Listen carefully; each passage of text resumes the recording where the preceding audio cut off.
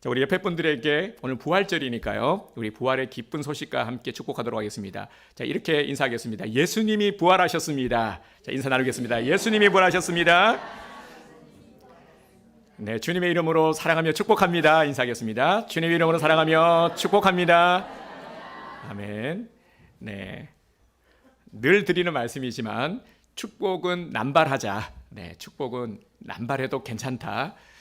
그래서 항상 우리 그리스도인들이 몸소 실천해야 될 것이 바로 이 칭찬과 격려와 축복을 아끼지 않는 것입니다. 그래서 우리 주변에 참 이 위로받아야 될 자들이 많고요, 격려가 필요한 자들이 많습니다. 우리가 건네는 따뜻한 말 한마디에 힘을 얻고 다시 일어설 수 있는 영혼들이 많다는 것을 아시고, 오늘 이 부활주일 충만한 주님의 은혜를 듬뿍 받아서 영적인 에너지가 충만해져서 마음껏 나누어 주시기를 주님의 이름으로 축복합니다. 네, 부활주일의 의미를 한마디로 말하라면요, 죽음이라는 마침표를 하나님께서는 생명이라는 느낌표로 바꾸신 날입니다. 죽음이라는 마침표를 하나님께서 생명이라는 느낌표로 바꾸신 날, 바로 오늘 부활절인 것이죠. 원래 이것을 제목으로 하려고 했는데 너무 길어가지고 주보에 실을 수가 없어서 이제 주보의 제목은 이제 말씀을 그대로 인용해서 네가 이것을 믿느냐라고 했는데요. 제가 이제 대학교를 다닐 때 저를 참 힘들게 했던 안티크리스찬 친구가 있었습니다. 우리 주변에 보면은 꼭 이런 인물들이 한두 명씩은 다 있죠.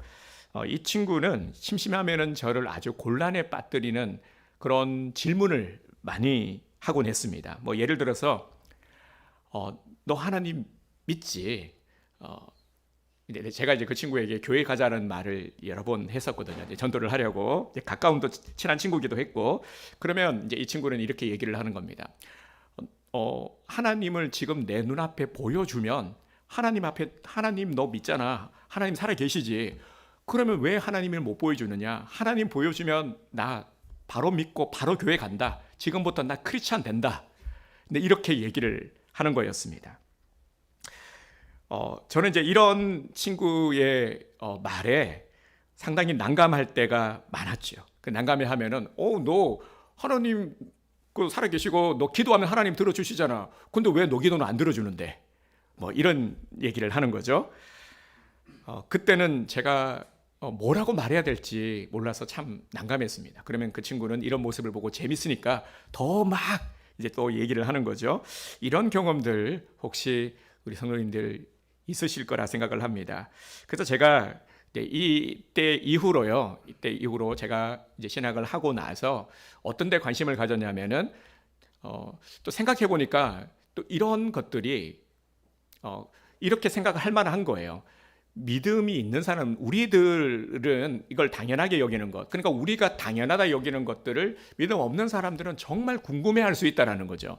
그런데 그 궁금함을 우리가 당연함으로 조금은 좀 그렇게 대하지는 않았나 하는, 좀 무관심하게 대하지는 않았나라는 것을 생각해 보게 됩니다. 그래서 크리스찬들이 궁금해할 만한 어떤 성경의 궁금증, 신앙의 궁금증에 관한 이런 책들과 함께 또 제가 글을 많이 써왔습니다. 야고보서 1장 13절 말씀에 보면은 우리 하나님은 악에게 시험을 받지도 아니하시고 또 누구를 시험하시는 분도 아니심을 분명히 말씀하고 있죠. 하나님은 우리의 필요를 채워주시는 분이시지만 누군가의 요구에 응답하셔야 될 분은 아니신 것입니다. 믿음이라는 것은 보여주면 믿는 것이 아니라 신뢰하고 믿기에 보여지는 것이죠. 그래서 예수님을 이 땅에 보내주셨습니다. 예수님 당시에 많은 이들이 하나님을 봤잖아요.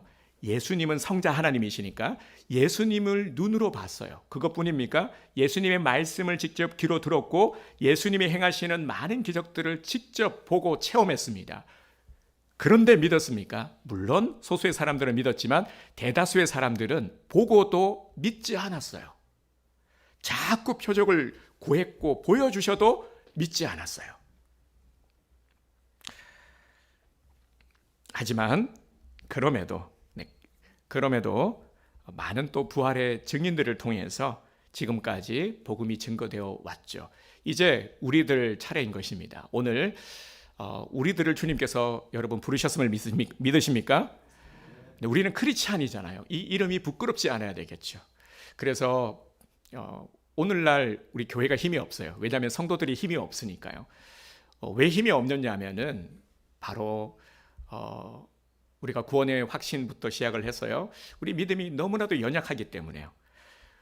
이 부르심에 대한 사명 의식도 별로 없죠. 그냥 무늬만 크리스찬, 그냥 겨우 신앙을 유지해가는 그런 모습으로 살아가는 연약한 모습을 보게 됩니다. 이런 모습을 주님께서 보시고 얼마나 안타까워하시겠습니까? 우리를 부르셨을 때는, 태초부터 우리를 택정하시고 부르셨을 때는 주님의 목적하심이 있는 것이죠. 오늘 여기에 계신 한 분 한 분은 그냥 평범하게, 그냥 대충 편하게 신앙생활 하셔야 될 분들은 아니라는 것입니다. 하나님께서 우리를 부르신 목적, 우리는 사명을 부여받은 사명자들입니다. 주님은 오늘 우리를 사명자로 부르셨고, 주님은 사명자로 우리를 세우시고 사용하기를 원하십니다. 그래서 오늘 부활주의를 통해서, 말씀을 통해서요, 다시 한번 이 주님의 우리를 향하신 뜻을 발견하게 되는, 그리고 정말 부르심의 참 의미를 다시 한번 깨닫게 되는, 그리고 부활신앙으로 새롭게 일어서게 되는 역사가 일어나기를 주님의 이름으로 축복합니다. 네, 지난 한 주간 특별 새벽 기도회를 했고요. 계속해서 우리는 말씀을 통해서 주님의 고난 십자가의 발자취를 함께 따라가면서 우리 묵상하고 함께 기도를 했습니다. 주님은 십자가에서 다 이루었다라는 마지막 한마디의 말씀을 남기시고 운명하셨습니다. 예수님은 생명을 빼앗기신 것이 아니라 다 이루셨기 때문에 스스로의 의지를 가지고 자신의 영혼을 아버지 손에 맡긴 것이죠. 그래서 오늘 우리도 예수님과 같은 고백을 드리기를 원합니다. 우리도 언젠가는 우리 인생의 마침표를 찍을 때가 오겠죠? 그때 우리도 주님 의지하여 주님이 다 이루어 놓으신 구원을 믿기에 내 영혼을 주님께 맡겨드립니다. 이렇게 고백할 수 있기를 원합니다. 자, 오늘 본문 25절을 다시 한번 보도록 하겠습니다. 예수께서 이르시되 나는 부활이요 생명이니 나를 믿는 자는 죽어도 살겠고. 아멘. 주님은 왜 이 말씀을 하셨습니까? 그 배경을 보면 요한복음 11장은 죽은 나사로를 다시 살리신 이야기죠. 예수님은 나사로가 중병에 걸렸다는 소식을 듣고 의도적으로 지체를 하십니다. 그러자 마르다와 마리아가 야단이 났죠. 예수님은 나사로가 죽은 지 나흘째 찾아가십니다. 17절에 보면은 예수께서 와서 보시니 나사로가 무덤에 있은지 이미 나흘이라 라고 했죠. 팔레스타인 지역은 너무나도 덥기 때문에 사람이 죽으면 가능하면 빨리 매장을 하는 관습이 있었습니다. 장례식도 보통 애도 기간을 합쳐서 7일 정도를 했습니다. 나사로를 동굴 무덤에 안장은 했지만, 그러니까 아직 장례식이 다 끝나지 않은 것이었죠. 그런데 사도 요한은 나사로가 죽은 지 사흘이나 되었다라는 부분을 밝히고 있습니다. 그 이유는 유대인들이 믿고 있는 이 전통적인 관습과 연결이 되어 있습니다. 당시 유대인들은 사람이 죽으면은 영혼이 바로 떠나가는 것이 아니라 완전히 떠나가기까지는 사흘의 시간이 걸린다라는 그런 생각을 가지고 있었습니다. 그러니까 나사로가 죽은 지 나흘이 되었다라는 것은 나사로가 이제 누가 봐도 완전히 죽었다, 영혼이 떠나갔다라는 것을 사람들에게 알려주기 위함인 것이죠. 그렇죠. 분명히 나사로는 죽었습니다. 사람들의 시각으로 보면 죽었고 다시 살아난다라는 것은 그 누구도 생각지도 못하는 일인 것이죠. 그래서 지금 나사로는 무덤 안에 있고 마르다와 마리아는 오라버니의 죽음 앞에서 눈물을 흘리며 애도하고 있습니다. 그때 마르다를 위로하면서 예수님께서 23절에서 이렇게 말씀하십니다. 네 오라버니가 다시 살아나리라. 아니, 이게 무슨 말입니까? 이때 마리아의 고백을 보십시오. 24절. 마르다가 이르되 마지막 날 부활 때에는 다시 살아날 줄을 내가 아나이다. 아멘. 그래서 예수님이 분명히 말씀하셨죠. 25절. 예수께서 이르시되 나는 부활이요 생명이니 나를 믿는 자는 죽어도 살겠고. 아멘. 자, 여기서 마르다의 부활 개념과 예수님의 부활 개념이 어떻게 차이가 납니까? 마르다가 생각한 부활은 무엇입니까? 아주 먼 미래에 다시 살아날 것이다 라는 것을 마르다는 믿고 있었죠. 하지만 예수님은 지금 살아날 것을 말씀하십니다. 그러면 예수님께서 말씀하신 나는 부활이요 생명이니 이것은 무슨 뜻입니까? 예수님은 부활을 장차 주실 분이 아니라 부활 그 자체라는 것이죠. 부활 그 자체로 예수님이 지금 여기에 계십니다. 예수님은 영원한 생명 그 자체이십니다. 그래서 예수님이 자기 선언을 하신 것이죠. 나는 생명이다. 네가 그토록 필요로 하는 생명이다. 그 생명이 나다. 나는 부활이요 생명이니. 네, 이렇게 예수님은 자기 선언을 하신 것입니다. 여러분들은 누구를 믿습니까? 네, 이 질문을 달리하면요. 교회 왜 다니십니까? 예수님의 선언은 이 물음에 대한 명확한 답이 됩니다. 이 선언은 내가 죽도록 고생하다가 참으로 죽을 수밖에 없는, 참으로 불쌍하게 죽을 수밖에 없는 내 인생에 대해서 대반전을 일으킵니다. 예수님이 지금 여기 내 앞에 계신 부활이요 생명이십니다. 예수님께서 마지막 질문을 던지십니다. 이것을 네가 믿느냐? 이것을 네가 믿느냐? 굉장한 도전인 것이죠. 여러분, 이것을 믿으십니까? 예수님이 부활이요 생명이심을 믿으십니까? 기독교의 핵심이 바로 십자가와 부활입니다. 그 가운데서도 이 부활이 굉장히 중요합니다. 십자가가 아무리 중요해도요, 만약에 십자가 사건으로만 끝났다라면은 예수님은 그냥 순교자일 뿐이겠죠. 십자가의 사건도 대단하지만 구원은 부활로 완성이 되는 것입니다. 초대 교회에 많은 핍박이 있었어요. 로마의 핍박에서 얼마나 이 초기에 이 그리스도인들이 얼마나 많은 핍박을 당했는지 모릅니다. 하지만 그들이 기꺼이 순교할 수 있었던 이 비결도요, 바로 부활 신앙이 있었기 때문입니다. 예수님은 십자가에 못 박혀 돌아가신 것으로 끝나지 않고 미리 말씀하셨던 것처럼 다시 살아나셨습니다. 부활 신앙은 결국 예수님께서 사망 권세를 이기신 것이고 이를 통해서 하나님의 아들이심을 증명하신 것입니다.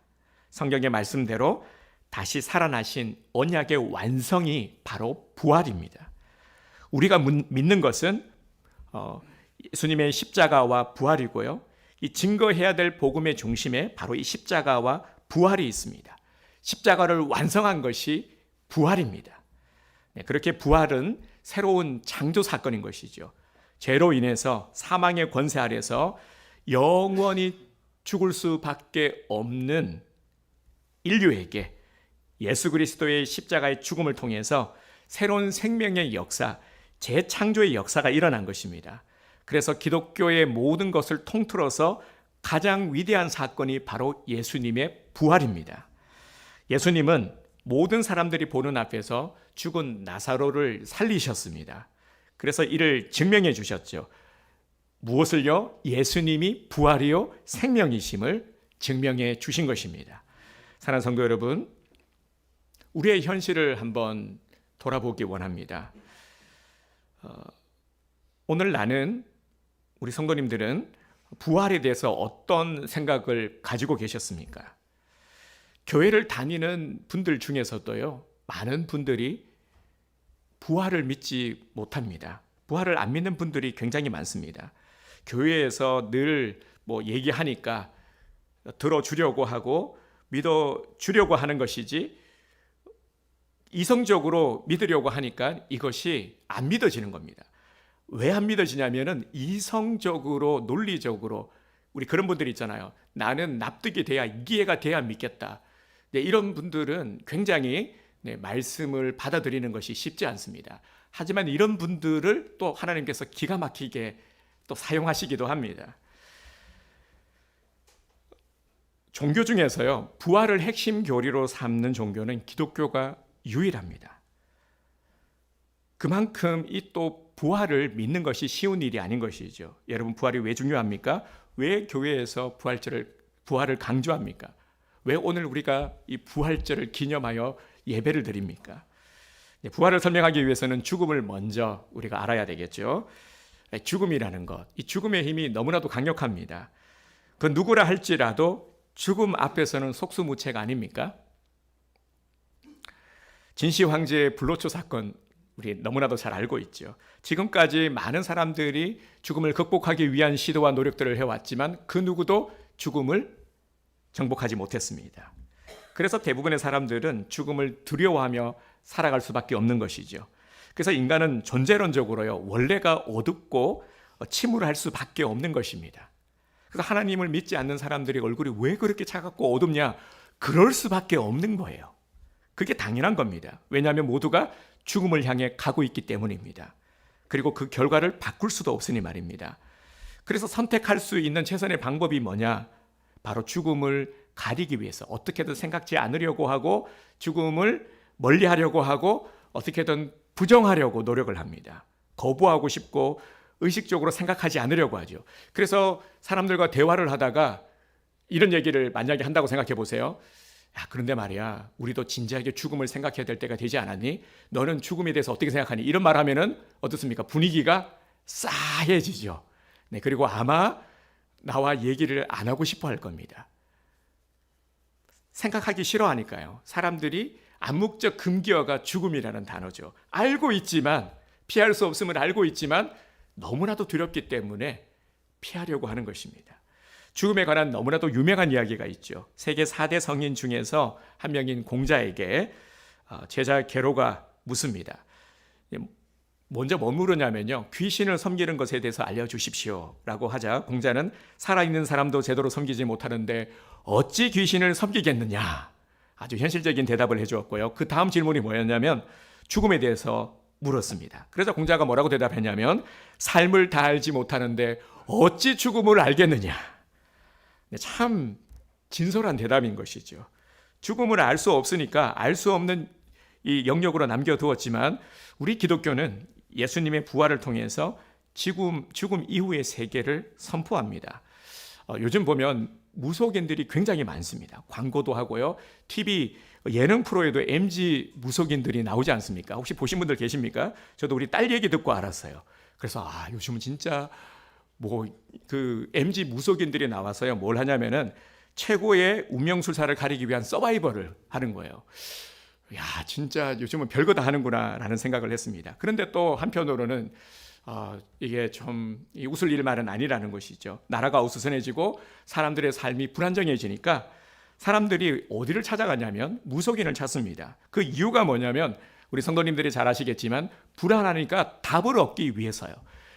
무속인을 찾아가는 사람들 열의 아홉은 답을 얻기 위해서 답답하니까, 오죽 답답하니까 제가 무속인을 찾겠습니까? 네, 그렇게 얘기를 하죠. 부동산을 사려고 하는데 언제 사야 합니까? 주식 투자를 하려고 하는데 이 종목에 투자해야 하는 것이 맞습니까? 하지 말아야 합니까? 이 사람과 결혼을 하려고 하는데 해야 됩니까? 말아야 됩니까? 궁합이 괜찮습니까? 돈을 많이 벌고 싶은데 무슨 일을 해야 할까요? 그런데 교회에서는 이런 질문에 명확한 답을 안 주죠. 그래서 이제 교인들 중에서도요, 이제 점집을 찾아갔다는 분이 뭐라고 얘기를 하냐면은 교회에서 답을 안 주니까 하도 답답해서 제가 찾아갔습니다. 찾아갔더니 답을 주냐니까 아주 시원하게 답을 주더라는 겁니다. 근데 시원하게 답 주면 잘 살고 잘해야 될 텐데 그렇지는 않은 것 같아요. 네, 더 용한 사람을 찾아가야 되는데. 네. 근데 우리 교회 가면은 맨날 하자고만 한다라는 거죠. 그런데 여러분, 과연 그렇습니까? 교회가 두리뭉실합니까? 아니죠. 절대 그렇지 않습니다. 그건 말씀을 안 읽고 안 들어서 그렇습니다. 교회만큼 확실한 답을 주는 곳이 어디 있습니까? 모든 종교를 통틀어서요, 교회만큼 명확한 답을 주는 곳은 없습니다. 죽음 이후에 영원한 하나님 나라, 천국 소망, 이렇게 분명하게 제시하는 종교가 어디에 있습니까? 다른 종교들이 다 두리뭉실하지 우리 기독교는 절대 두리뭉실하지 않습니다. 우리 삶의 모든 불확실성, 두려움, 이러한 현실을 이길 수 있는 비결이 바로 부활신앙입니다. 죽음 같은 절망이 찾아온다 할지라도, 그러니까 세상에 사람들이 제일 두려워하는 것이 죽음인데, 왜냐하면 극복하지 못하니까, 방법이 없으니까. 그런데요, 이걸 해결할 수 있는 것이 바로 우리 교회이고, 우리가 부활신앙만 가지면은 예수님이 몸소 먼저 보여주셨잖아요. 그래서 우리 고난주간 계속해서 또 한 주간 묵상하고 또 오늘 말씀을 통해서도 우리가 바라봐야 될 것이 무엇입니까? 예수님께서 이 모든 것들을 다 거치신 겁니다. 모든 고난, 몸소 십자가의 고난, 당할 수 있는 사람이 당할 수 있는 한계를 넘어서 고난을 다 감당하신 것이 바로 예수님이시고, 그런데 예수님께서 부활하심으로 이 모든 것들의 승리를 이루신 것이죠.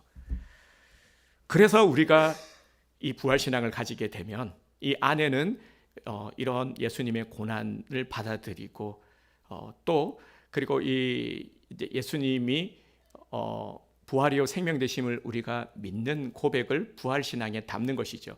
이렇게 우리가 부활신앙으로 살아가게 되면 우리도 어지간한 게 아니라 세상에 어떤 것이라 할지라도, 어떤 고난이라 할지라도 우리가 예수님을 생각하면서 이겨내는 것이죠. 내 힘으로 그래 한번 해보자, 이 아니면 이 몸이다, 그러다가 그냥 와장창 다 무너지잖아요. 그죠? 우리는 한계가 있다라는 거예요. 그런 정신을 폄하하려고 하는 것이 아니라 한계가 있다라는 것입니다.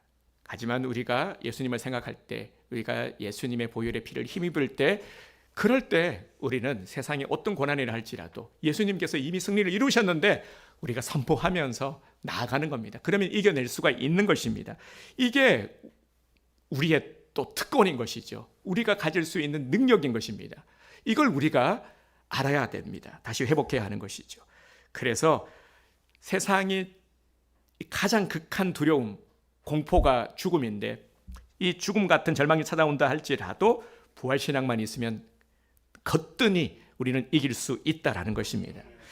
이것이 오늘 우리를 살게 만드는 힘인 것이죠. 이미 우리 성도님들 중에서도요, 우리 교회 안에서도 정말 간증 나눌 게 너무 많거든요. 산전, 수전, 공중전 다 겪으신 분들이 얼마나 많습니까? 그럼에도 내가 살아있고 살아갈 수 있는 것은 바로 부활신앙을 가졌기 때문인 것이죠. 다큐멘터리 영화 교회 오빠, 제가 여러 번 말씀을 드렸는데 안 보신 분들은 꼭 한번 보시기를 바랍니다. 암투병 속에서 보여준 신앙인의 모습을, 그러니까 시한부 이제 선고를 받고 이제 그 과정 속에, 투병하는 과정을 그린 영화인데요.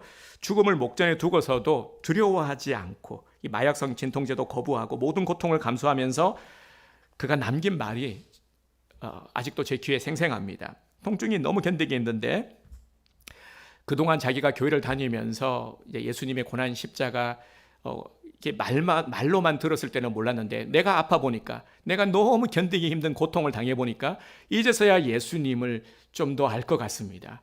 예수님의 그 고통, 나를 향한 사랑이 얼마나 큰지를 이제서야 알 것 같습니다. 라는 이 고백을 했습니다. 이 영화가 주는 교훈 두 가지가 있는데요. 하나님은 눈부신 삶을 사는 사람들을 통해서도 영광을 받으시지만 고통 속에서 하나님을 놓지 않는 사람을 통해서도 영광 받으신다라는 것입니다. 그리고 또 한 가지는 내게 남은 시간이 얼마인지 이게 중요한 것이 아니라 어떻게 내가 살아갈 것인가, 이게 중요하다라는 것이죠. 절망적인 질병으로 죽는 순간이 다가와도 기쁨으로 끝낼 수 있는 힘이 바로 부활의 능력입니다. 죽음의 위협이 현실적인 것처럼 부활의 권능 또한 역시 실제적인 것입니다. 그 부활의 능력을 우리가 일상의 삶 속에서 경험하며 살아가는 자가 진짜 믿는 신앙인인 것이죠. 자, 기억합시다. 부활이 구원의 완성입니다. 지금은 우리는 완성된 상태가 아니죠. 우리가 구원을 얻었지만, 여러분, 내가 하나님의 자녀요, 예수를 믿어 나는 구원받은 자임을 믿으십니까? 네, 예수를 믿어서 우리는 구원함을 얻고, 이 구원의 확신도 가지고 있지만, 하지만 그렇다고 해서 우리가 완전한 구원에 이르지는 아직 못했잖아요. 그래서 예수를 믿고 살아가지만 여전히 우리 삶에 힘든 일들이 많습니다. 몸도 아프기도 하고요, 고통도 있고, 또 때로는 실패도 찾아오고, 세상에서는 여전히 이 사단이 역사하고 있기 때문에 또 온갖 어려움을, 특히 우리 신앙인들에게는 더 많은 고난들이 있습니다. 미완성이니까요. 그러나 부활의 날이 오면은 완전한 구원이 이루어지고 완전한 천국을 누리게 될 줄 믿습니다. 그래서 예수님이 말씀하셨어요. 나는 부활이요 생명이니. 부활은 하나님의 생명 안으로 들어가는 것입니다. 그러니까 예수를 믿는 순간 어떤 일이 일어나냐면요, 일어나냐면은 바로 하나님의 생명과 우리가 접붙임이 되는 겁니다. 믿는 순간 접붙임이 일어나는 것이죠. 이 영생이라는 말은 죽은 다음에 어떤 다가올 세계, 그걸 말하는 것이 아니라요, 예수를 믿는 순간부터 우리는 영원한 생명과 접붙임이 되어서 이제 그 생명 안으로 우리가 들어가는 겁니다. 예수를 믿는 순간부터 영생의 세계에 이미 우리는 들어와 있는 것이죠. 그래서 우리의 신분은 무엇입니까? 천국 백성, 천국 시민권을 가졌잖아요. 미국 시민권보다도, 미국 시민권과는 비교할 수 없는 가치를 지닌 천국 시민권자들이 바로 오늘 저와 여러분들이 좀 있습니다. 그래서 자부심을 좀 가지시길 바랍니다. 요한복음 6장 47절에 보면요, 진실로 진실로 너에게 이르노니 믿는 자는 영생을 가졌나니 말씀하고 있습니다. 여기서 주목해야 될 단어가 가졌나니입니다. 가질 것이다가 아니라 이미 가졌나니. 아멘. 여러분 믿으십니까? 네, 오늘 본문 26절이죠. 자, 26절, 11장 26절 함께 읽겠습니다. 무릇 살아서 나를 믿는 자는 영원히 죽지 아니하리니 이것을 네가 믿느냐? 아멘. 자, 뭐라고 대답해야 됩니까? 이것을 우리가 믿습니다. 자, 우리 스스로 고백합시다. 이것을 내가 믿습니다. 시작. 이것을 내가 믿습니다. 아멘. 네, 주님의 이 물음에 우리가 당당히 대답할 수 있어야 합니다. 이 신앙 고백을 드리는 날이 바로 오늘 우리 부활주일인 것이죠. 이미 우리 안에 영생이 시작이 되었습니다. 부활은 하나님의 영원한 생명 안으로 들어가는 것이죠. 그래서 죽음이 끝이 아니라 완전한 구원으로 들어가는 문입니다. 그래서 우리는 죽음을 두려워하지 않습니다. 근데 문제는요, 여전히 우리가 현실의 삶을 살아가야 된다는 것이죠. 주님 나라 완전한 이 천국에 가기까지는 말이죠. 그러다 보니까 우리를 절망하게 만드는 일이 한두 가지가 아니죠. 제가 설교 준비를 하다가요, 재미난 그 생각이 하나 떠올랐어요. 우리 그런 거 있잖아요. 뭐 어떤 연상되는 것들을 기억하면은 그 어떤 이 버튼이 눌러진다 그러나요? 그런 거 있잖아요. 그래서 저도 보면은 우리 그런 거 있잖아요. 남자들 같은 경우에는 너무 힘든 일을 하면은 군대 가는 꿈 꾼다던가 그런 것들이 있죠. 지금도 그런 분들이 계신다고 하더라고요. 네, 여자분들은 너무 힘들 때 보면은 결혼식 꿈을 꾼다고 그러죠. 네, 그때 들어가지 말았어야 되는데 내가 왜 들어갔지? 네, 우리 성인자매 보고 하는 얘기는 아닌데, 네, 괜히 미안하네요. 이제 김경호 씨 아시죠? 나를 슬프게 하는 사람들. 제목이 슬프잖아요. 그죠? 노래도 슬퍼요. 되게 또 목소리도 그렇고 나를 슬프게 하는 사람들. 이제 이 노래가 왜 떠올랐냐면요, 제가 복무할 때 정말 너무 힘들다라고 느낄 때 막 이렇게 구두 닦으면서 옆에서 이제 고참은 째려보고 있고 막 하면서 똑바로 안 해 막 이러고 있고, 그럴 때 노래가 흘러나온 노래가 나를 슬프게 하는 사람들인 거예요. 그 노래가 나오는데 눈물이 막 나는 거예요. 막. 그래서 나를 슬프게 하는 사람들 얼마나 많습니까? 그죠? 나를 슬프게, 나를 열받게 만드는 사람들. 자, 어떻게 해야 됩니까? 우리 육박지원 해야 됩니까? 그래 한번 나도 성질 있다 그러시면 안 됩니다. 우리는 말씀과 기도로 내 감정을 다스려야 됩니다. 이게 참 좀 힘들고 모진 말 같아도요, 그런데 나를 다스리는 것이 최선입니다. 이걸 경험하신 분들은 잘 아실 겁니다. 잘 기억하십시오. 우리는 영적인 존재이거든요. 그래서 어떤 문제가 생겼을 때도 자꾸 육으로 해결하려고 하니까 안 되는 겁니다. 자꾸 오히려 더 막 감정만 상하고 상황만 나빠지는 것을 경험하셨을 겁니다. 왜 그러냐면은 영적으로 이걸 해결해 가야 하는 것입니다. 그래서 스스로 한번 우리 스스로에게 질문해 봅시다. 내 안에 나를 지배하고 있는 것이 무엇입니까? 나는 지금 무엇에 꽂혀 있습니까? 나는 무엇을 이루고자 그렇게 애쓰고 있습니까? 내가 제일 많이 생각하고 있는 것이 무엇입니까? 혼자 있을 때 내 생각을 제일 많이 지배하고 있는 것이 무엇입니까? 25절 끝절을 보겠습니다. 나를 믿는 자는 죽어도 살겠고. 아멘. 지금 나와 함께 하시는 부활의 예수님을 믿고 우리가 동행할 때에 우리 삶에 참으로 힘들고 현실이니까요. 그리고 세상의 삶을 또 살아가야 되는 것이 또 참 고난스러운 일들도 많을 것이고요. 우리를 불편하게 만드는 일들도 사람들도 분명히 있을 겁니다. 하지만 그럼에도 불구하고 우리가 살아갈 수 있는 것은 바로 주님이 나와 함께 하시고 정말 주님과 함께 동행할 때에, 그리고 우리가 부활신앙으로 살아갈 때에 이 모든 것들을 넉넉히 이겨낼 수 있는 것입니다. 자꾸 피하려고 하지 마시고요. 예수님의 제자들은 피해버렸죠. 베드로가 그 대표적인 인물 아닙니까? 고난을 피하려고 하지 마시고요. 예수님을 생각하시기 바랍니다. 막 애써 그래 정면 돌파하겠다. 그게 맞지만 그냥 예수님을 생각하십시오. 힘든 일이 있을 때 예수님을 생각하면 예수님의 고난을 자연스레 묵상하게 되고 그러면 그것이 위로가 되고 치유가 되고 다시 힘을 얻게 되는 것입니다. 이렇게 우리는 살아가는 것입니다. 아무 일 없기를 바라는 것이 아니라 어떤 일이 있을 때 그것을 감당할 만한 믿음의 담력을 달라고 구하시기를 바랍니다. 그리고 넉넉한 그릇이 되기를 구하시기를 바랍니다. 그리고 꼴을 봐줄 수 있는 넉넉한 마음을 꼭 구하시기 바랍니다. 그래야 살아갈 수가 있어요. 안 그러면은요, 다 꼴 보기 싫은 사람들밖에 없어요. 정말 힘듭니다. 그냥 산에 가서 살아야 돼요. 네, 하나님은 우리가 철저한 부활신앙으로 살아가기를 원하십니다. 그래서 이제 아는 데서요, 부활을 아는 데서 믿는 것으로, 그리고 믿는 데서 예수 생명으로 살게 되기를 주님의 이름으로 축복합니다. 그 모리와 함께한 화요일이라는 이 책에서요, 아주 나이 많은 모리라는 교수가 루게릭병으로 투병 생활을 하고 있었는데요. 루게릭병으로 세상을 떠나기 직전 그 순간순간을, 죽음을 향해 다가가는 과정을 기록한 책이 바로 모리와 함께한 화요일이라는 책입니다.